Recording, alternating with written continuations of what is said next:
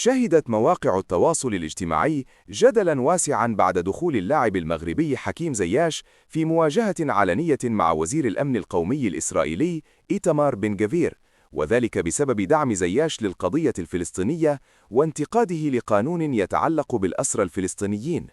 بدأت القصة عندما نشر زياش صورة للوزير الإسرائيلي على حسابه في إنستغرام بالتزامن مع موافقة الكنيست على قانون يسمح بعقوبات قاسية تصل إلى الإعدام ضد الأسرى الفلسطينيين، وعلق متسائلا إن كان هذا القرار سيبرر مرة أخرى بأنه دفاع عن النفس.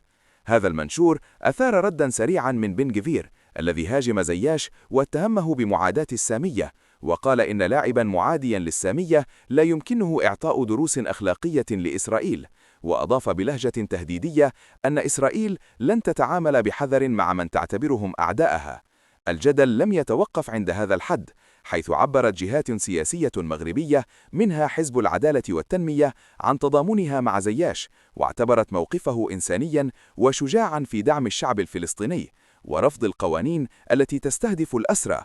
القضية أثارت تفاعلا كبيرا على مواقع التواصل، حيث انقسمت الآراء بين من يدعم زياش بسبب مواقفه الإنسانية والسياسية، ومن يرى أن دخول اللاعبين في السياسة يخلق أزمات كبيرة. كما زادت هذه الواقعة من شهرة زياش عالميا خارج المجال الرياضي، وجعلته محور نقاش سياسي وإعلامي واسع.